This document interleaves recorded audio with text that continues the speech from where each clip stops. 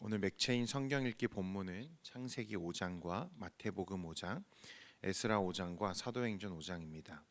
이 창세기 5장에는 아담의 계보를 기록하고 있는데 아담이 창조된 때부터 노아 홍수 사건까지 이르는 이 하나님의 구원 역사가 10명의 족장들로 요약되고 있습니다. 마태복음 5장은 이제 예수님의 산상수훈이 시작되는 부분인데요. 주님은 천국 시민의 특징과 그에 대한 상급을 이곳에서 약속하셨습니다. 이어서 모세 율법에 대한 주님의 새로운 해석과 명령이 이제 제시되는데 사람들은 예수님의 가르침에 놀라움을 감추지 못했습니다. 에스라 5장은 16년 동안 중단되었던 이 성전 재건이 학개와 스가랴 선지자를 통해 선포된 하나님의 말씀으로 다시 이제 시작되는 사건을 기록하고 있습니다. 사도행전 5장은 아나니아와 삽비라 부부의 이야기와 또 사도들이 일으켰던 표적과 이적들에 대해서 기록하고 있습니다. 오늘도 말씀 안에서 은혜로운 묵상 되시기를 바랍니다. 이제 에스라와 느헤미야는요, 이방 포로 생활을 청산하고 약속의 땅으로 돌아온 이스라엘 백성들이 이 선민 공동체로서 정체성을 회복해가는 과정을 기록하고 있습니다. 그러니까 BC 586년에 이 남유다의 멸망을 시작으로 70년 동안 이 바벨론 포로 생활이 지속되었죠. 그 기간 동안 이스라엘 백성들은 자신들의 정체성, 이 선민이라고 하는 정체성 자체를 잊고 살았습니다. 쉽게 말해서 하나님이 그들을 영영 떠나버리신 줄 알았다는 거예요. 그들의 신앙과 같았던 정체성을 형성하던 성전이 무너졌고 성벽이 회파됐고 자신들은 유린당해 이 포로로 끌려갔습니다. 그때 그들은 모든 것이 끝났구나, 하나님이 이제 우리를 버리셨구나, 그렇게 생각했다는 거예요. 그런데 여러분, 우리가 말씀을 통해서 계속 보지만 하나님은 단 한순간도 이스라엘 백성, 하나님이 택하신 백성을 포기하시거나 잊어버리신 적이 없으시죠. 비록 그들을 징계하시려고, 그들의 죄악을 징계하시려고 강대국의 침략을 일순간 허용하셨지만 선지자들을 통해서 회복을 선포하시고 그 약속을 이루시려고 다시 그 강대국들의 통치자들을 움직여서 역사에 개입하셔서 그 백성들을 예루살렘으로 지금 다시 불러 모으고 계시는 중이었다는 겁니다. 이게 이제 이 에스라와 느헤미야의 배경이 되죠. 그래서 열왕기와 역대기의 기록들은 이스라엘 왕국의 멸망의 과정의 기록이었다면 이 에스라와 느헤미야 그리고 에스더는 무슨 기록이죠? 회복의 기록입니다. 이스라엘이라는 국가 체제는 멸망했을지라도 이스라엘 민족, 하나님의 백성들은 언제나 그의 사랑과 언약의 근거에서 보호받고 또 하나님의 언약의 효과가 여전히 지속된다는 것을 우리에게 역사를 통해서 지금 보여주시는 거죠. 하나님이 그 백성과 맺은 언약이 파기되거나 무효화되지 않았다는 것을 보여주는 것입니다. 자, 그것을 이제 보여주시려고 하나님이 역사에 다시 이제 개입하기 시작하세요. 그게 에스라의 스토리이고 느헤미야의 이야기입니다. 어떻게 하나님이 그 백성을 다시 일으켜 세우시는가, 이것이죠. 어제 김태형 목사님 통해서 우리가 4장을 살펴봤는데요. 1차로 포로를 귀환할 당시 그 주도적인 역할을 감당했던 이 스룹바벨과 여호수아 같은 지도자들이 이 귀환한 이후에 가장 먼저 했던 것이 뭐냐면 이스라엘 공동체를 다시 회복하기 위해서 성전을 다시 건축하기 시작했습니다. 예배 중심적인 삶을 다시 회복해야 된다는 생각을 갖고 있는 거죠. 그런데 처음부터 여러분, 이 일이 순탄치 않았습니다. 누가 이 하나님의 일에 죄를 뿌리죠? 대적들이 나타나서 방해하기 시작했어요. 이 사마리아 사람들이었는데 처음부터 반대한 것은 아니었습니다. 처음에는 같이 하자고 했어요. 야, 우리도 너희가 포로로 끌려간 기간 동안 이곳에서 하나님께 예배했어. 그러니까 너희가 그 하나님의 성전을 다시 세운다고 할 때 그 성전 건축에 우리도 좀 끼워줘 라고 말하죠. 그런데 스룹바벨과 여호수아는 어떻게 했죠? 이 요청을 단호하게 거절했습니다. 왜냐하면 하나님의 일은 결과도 중요하지만 무엇도 중요하죠? 과정도 중요하기 때문에 그래요. 하나님의 성전을 세우는 일에 이방의 우상과 하나님을 겸하여 섬기는 저 다신론자들, 그 자들이 와서 함께 하자고 했을 때 그들은 그들의 도움을 받을 수 없다는 거예요. 반발과 반대를 무릅쓰고 거룩과 정결을 택한 것이었습니다. 여러분, 이것이 잘한 일일까요? 못한 일일까요? 그들의 요청을 거절하고 우리 하나님의 성전, 이 거룩한 하나님의 성전을 세우는 일은 우리가 오롯이 하겠다라고 했던 이 결정이 잘못된 결정인가요? 아니면 잘한 결정인가요? 잘한 결정이죠. 그렇죠? 분명히 이것은 바른 선택이었어요. 그런데 여러분 결과가 무엇입니까? 이 4장의 내용이 뭐죠? 대적들의 상소를 보고 이 거짓에 속은 아닥사스다 왕이 이 공사를 어떻게 하죠? 중단하게 했어요. 하나님의 성전 건축이 정말 대적에 의해서 막히는 상황이 되었다는 것입니다. 여러분 4장과 5장 사이에는요 16년이라는 공백이 있어요. 무려 몇 년 동안 이 성전 건축이 미뤄진 거죠? 16년이라는 시간 동안 성전을 건축하지 못하고 밀어놓고 있었다는 것입니다. 여러분 이것을 볼 때 우리가 한 가지 기억해야 되는 것이 있는데요. 은혜가 있는 곳에는 무엇도 있다는 거죠?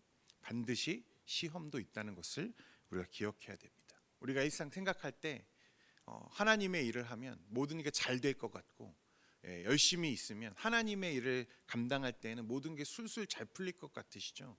여러분 그건 우리의 바람이지 실제로 그렇지 않다는 거예요. 하나님의 일을 할 때에도 또 성도가 자신의 삶 가운데에서 거룩을 회복하려고 노력하면 노력할수록 그곳에는 무엇이 함께 합니까? 늘 시험과 반대가 있어요. 얼마 전에요 교회 주차장에 아스팔트를 새로 깔고 도색을 다시 하는 일이 있었습니다. 여러분들 보셨죠? 도면대로 이제 저희가 이제 다시 도색을 했거든요. 그때 한 지역 주민분이요 사무실을 찾아오셨어요. 이분이 자기를 어떻게 소개하냐면 내가 예전에 우리 교회 오래 다닌 성도였어. 지금은 안 나오신다는 거죠. 이분이 하시는 말이 뭐냐면 교회 주차장에 관련해서 우리 최 목사님을 붙들어 놓고 하소연, 컴플레인을 막 쏟아내시는 거예요. 어제 아스팔트 깔 때 소음과 진동 때문에 내가 머리가 아팠다느니 뭐 이런 얘기부터 해서 별별 얘기를 다 하시는 거예요. 그러면서 갑자기 막 법을 들먹이시면서 내가 그동안에는 봐줬는데 원래 주차장 라인은 주차장 끝 부분에서 1m 안쪽으로 그려야 된다고 말씀하시는 거예요. 의도가 있죠. 원하는 게 있는 거예요. 근데 그렇게 만약 안 하면은 이번에는 내가 가만두지 않을 거야. 구청에 신고도 하고 고발도 하고 어떻게든 내가 막을 거야. 각오해. 막 이러면서 협박을 하시는 거예요. 위협을 하는 거죠. 교회 주차장 도색 하나 하는데도 여러분 사람들이 와서 이렇게 반대를 하고 방해를 합니다. 하물며 하나님의 성전을 세우려고 하는 일에 그리고 성도가 자신의 삶의 거룩을 세우려고 하는 이 열심 가운데 여러분 반대가 없다면 그것이 오히려 더 이상한 일이라는 거예요. 늘 반대는 있어요. 늘 고난이 있습니다. 성도의 삶은 순탄치 않아요. 여러분 그걸 누가 너무 싫어하죠? 마귀가 싫어해요. 성도들이 말씀대로 살려고 하는 거를 너무 싫어해요. 그렇기 때문에 거룩한 삶에는 거룩한 삶을 회복하려고 하는 노력에는 반드시 반대를 만나게 되어 있다는 거예요. 어떤 목사님이 그러세요. 만약 성도의 삶에 고난이 없다면 이 성도가 거룩하게 살려고 하는데 고난이 없다, 어려움이 없다, 너무 순탄하다 그러면 돌아서서 자신의 소속을 돌이켜보라 라고 말씀하셨어요. 그만큼 성도의 어떤 거룩에 대한 열심에는 늘 반대가 있기 마련이라는 것입니다. 오늘 말씀으로 돌아와서요. 이제 16년 동안 중단되어 있던 성전 건축을 다시 시작하시려고 하나님이 누구를 보내셨어요? 1절에 보면 학개와 스가랴를 부르셨어요. 그리고 나서 그들에게 말씀하시죠. 우리 1절과 2절 말씀인데 같이 한번 읽겠습니다. 1절과 2절 시작. 선지자들 곧 선지자 학개와 이도의 손자 스가랴가 이스라엘의 하나님의 이름으로 유다와 예루살렘에 거주하는 유다 사람들에게 예언하였더니 이에 스알디엘의 아들 수룹바벨과 요사닥의 아들 예수아가 일어나 예루살렘에 있던 하나님의 성전을 다시 건축하기 시작하며 하나님의 선지자들이 함께 있어 자 그러자 곧이어서 어떤 일이 일어나죠? 어김없이 다시 대적들의 방해 공작이 시작됩니다. 3절에 그때 유브라데 강 건너편 총독 다뜨네와 스달보스네와 그들의 동관들이 다 나와서 그들에게 이르되 누가 너희에게 명령하여 이 성전을 건축하고 이 성곽을 마치게 하였느니나 하기로 4절에 우리가 이 건축하는 자의 이름을 아뢰었으나 5절에 하나님이 유다 장로들을 돌보셨으므로 그들이 능히 공사를 막지 못하고 이 일을 다리오에게 아뢰고 그 답장이 오기를 기다렸더라. 하나님이 유다 장로들을 어떻게 하셨다고 했죠? 돌보셨다 그랬어요. 예언하였더니 선지자들을 부르셔서 하나님이 그애들에게 말씀을 주시죠. 그리고 이제 다시 열심을 가지고 수룹바벨과 여호수아를 필두로 이스라엘 백성들이 성전 건축에 나서기 시작했습니다. 그런데 똑같이 16년 전과 동일하게 그때 반대했던 자들이 똑같이 일어나서 달려와서 이 공사를 또 방해하기 시작하죠. 그런데 16년 전과 결과는 어떻습니까? 첨예하게 달랐어요. 하나님이 유다 장로들을 돌보셨고 이 공사를 대적들이 막지 못했다 말씀을 기록합니다. 여러분 4장에는 분명히 반대에 부딪혀서 좌초됐어요. 그렇죠? 쉽게 그들의 열심이 꺾여 버렸습니다. 그리고 4장과 5장 사이에는 16년의 공백이 있다 그랬잖아요. 그럼 그 16년 동안 이스라엘 백성들은 과연 무엇을 하고 있었을까요? 이 성전 건축이 지연되는 이 16년 동안 그들은 무엇을 하고 있었을까? 학개 1장에 보면 당시 어떤 상황이 어떠했는지를 짐작할 수 있는데요. 학개 1장 3절에서 5절 말씀입니다. 제가 읽어드릴게요. 스크린만 보여주십시오.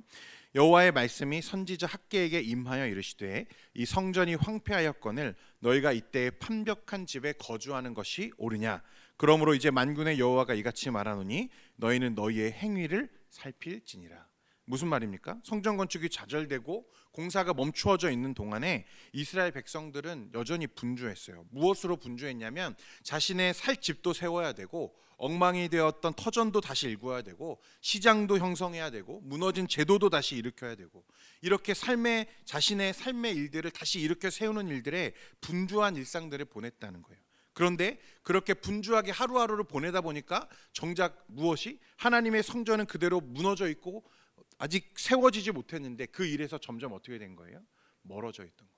하나님 중심적인 성전 중심적인 삶을 우리가 회복해야 된다는 열의를 가지고 일어났지만 그것이 좌초되었을 때 그들은 쉽게 그 생각에서 멀어지고 다시 하나님 없는 삶을 16년 동안 지금 살아오고 있었다는 거예요. 그래서 학개 선지자를 통해서 하나님이요, 야 16년 동안 너는 성전을 저렇게 방치해 놓고 너희의 삶만 돌보면서 자신의 일로만 바쁜 게 지금 옳으냐? 야 성전은 무너져 있는데 너희들의 판벽한 집에 거주하는 것이 옳으냐? 지금 하나님이 그렇게 그들을 책망하시는 거예요. 너희의 행위를 살피고 다시 성전을 건축하라, 재개하라, 독촉하시는 겁니다. 그래서요 이제 5장에 어떻게 하죠? 이제 선지자의 말씀이 임했어요. 다시 그들이 마음을 정비합니다. 그렇구나, 우리가 하나님으로부터 다시 멀어져 있었구나.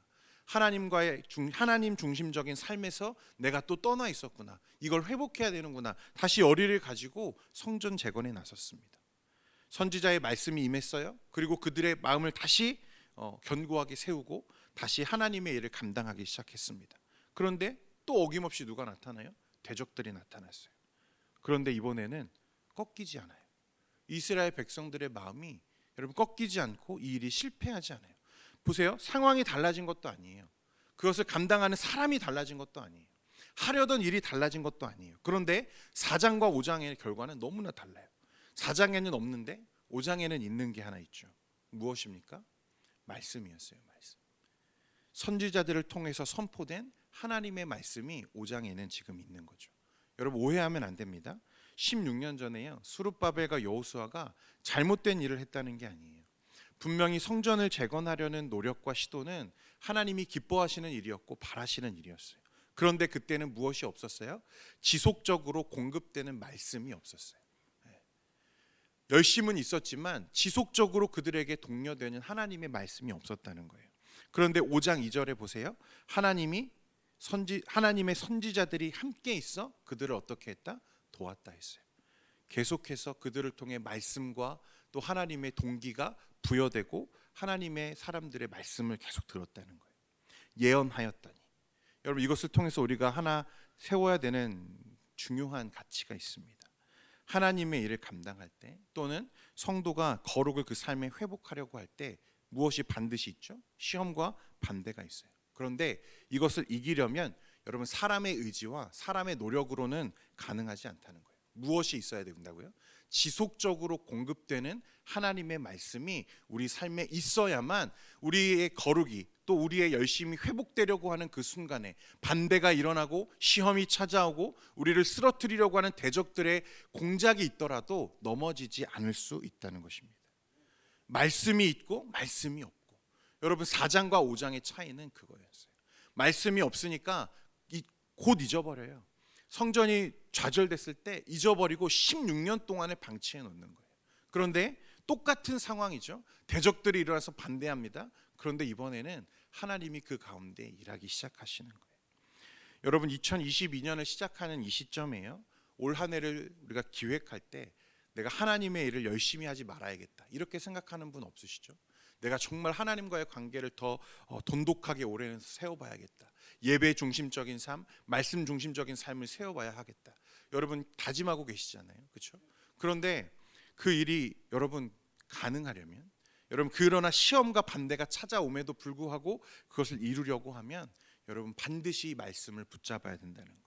지속적으로 은혜를 공급받으셔야 돼요.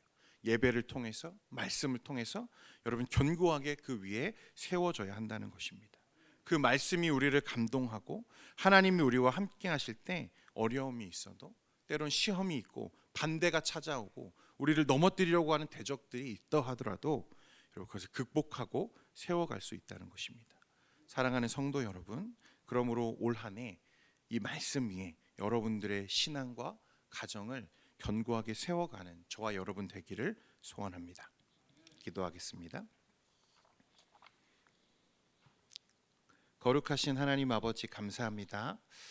오늘 이 에스라 말씀을 통해서 하나님의 말씀이 우리의 삶에 얼마나 필요한지를 또한 돌아보게 됩니다.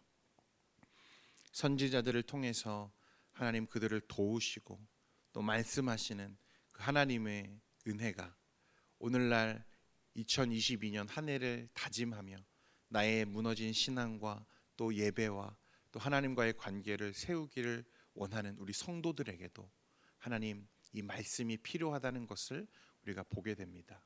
올 한 해 우리 석관중앙교회 모든 성도들이 하나님 이 견고한 말씀 위에 세워지는 그런 한 해가 되게 하시고, 그래서 with God, with Holy Spirit, with prayer, 하나님과의 온전한 관계가 회복되어지는 우리 귀한 교회와 성도들이 될 수 있도록 은혜 베풀어 주옵소서. 늘 하나님의 말씀을 갈구하고 또 하나님의 은혜를 갈망하는 우리 성도들이 되도록 하나님 큰 은혜를 부어 주시옵소서. 오늘도 주님 앞에 나아올 때에 주님 그냥 오지 않고 하나님 우리의 연약함과 질고를 가지고 주님 앞에 왔습니다. 하나님 이 시간 기도할 때 우리의 기도에 응답해 주시고 주님 돌아가는 그 발걸음 가운데에는 주님이 주시는 은혜와 평강이 가득 넘칠 수 있도록 은혜 베풀어 주옵소서. 예수님의 이름으로 기도합니다. 아멘.